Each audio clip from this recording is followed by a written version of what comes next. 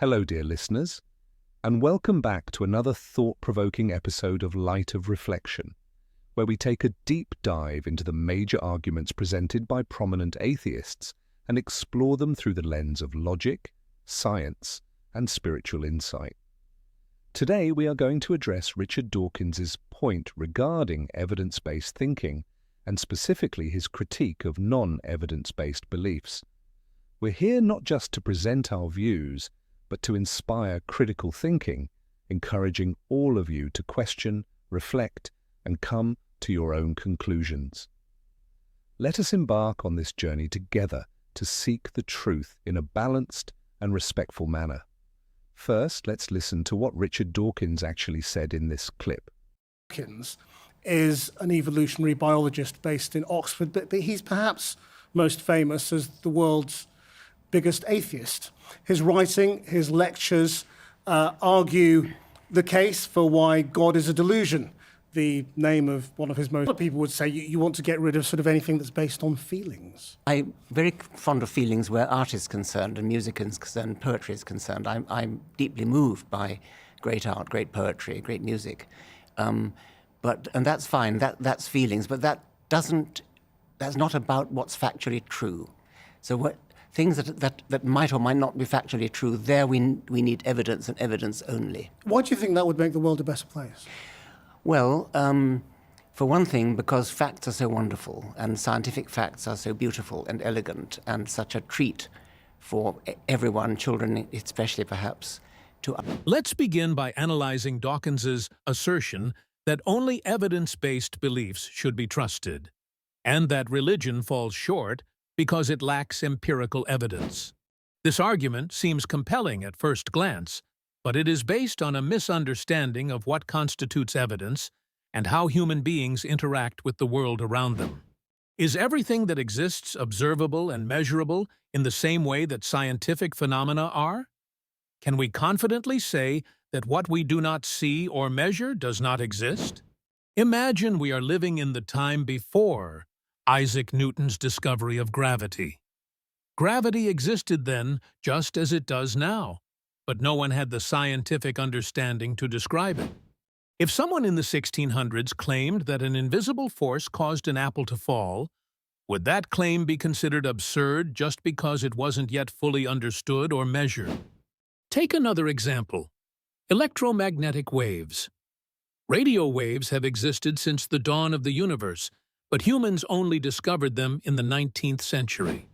Imagine dismissing their existence simply because we lacked the instruments to measure them.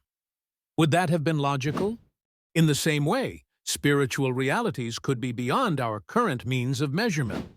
The blind person who cannot see the sun might argue that the sun does not exist. They do not see its rays, but they can feel its warmth, notice the brightness of day, and observe how seasons change. All these are signs that point towards the existence of something beyond their immediate perception. If they ignore these signs, does that negate the existence of the sun? Or does it simply mean that they lack the capacity or openness to see it? Now let's dive deeper into Dawkins's argument. He asserts that religious beliefs are non-evidence-based. But we must ask ourselves, what counts as evidence? Is evidence only what can be physically seen or tested in a laboratory? Many aspects of human life cannot be quantified or fully understood through empirical evidence alone, such as emotions, consciousness, and purpose. Can anyone prove love or consciousness in a way that fully encapsulates their nature?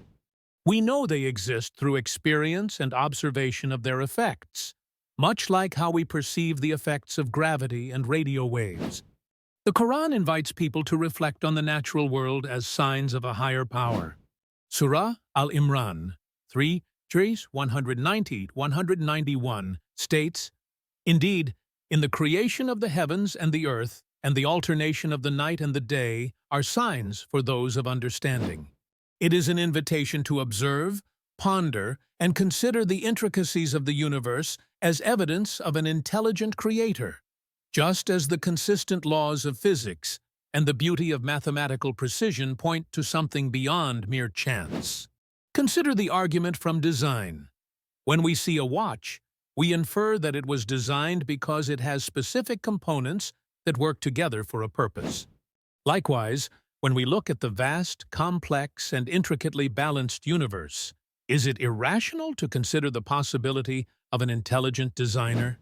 To dismiss this possibility outright, simply because we do not have physical proof in a test tube, is to limit our understanding of what constitutes evidence and to ignore the signs present in nature. Why should we assume that our senses and empirical tools are the ultimate arbiters of truth? We don't see radio waves, yet we rely on them every day. We can't directly observe a black hole, but we know it exists because of its effects on its surroundings. We accept these things because we see their manifestations. Could it not be that God's existence, too, is inferred from the manifestations around us? The order of the universe? The fine-tuning of physical laws? The sense of morality within us? In summary, we aren't here to dismiss the value of evidence-based thinking. It has brought us far in understanding our universe. But evidence is more than just what is tangible. It includes logical inference, human experience, and understanding the interconnectedness of all things. Limiting our view of evidence to what can be physically observed is, in itself, an unscientific approach, one that ignores the broader spectrum of what might be true, just because our current tools and methods are insufficient to fully grasp it. I encourage you, dear listeners, to reflect on these questions, to ponder whether the limitations of our current understanding might simply mean that there is still much for us to discover. Could the signs around us, the precision of nature, the mysteries of consciousness, the complexity of life, be pointing towards something greater? Thank you for joining me on this exploration. Let's continue to question, reflect, and seek the truth together.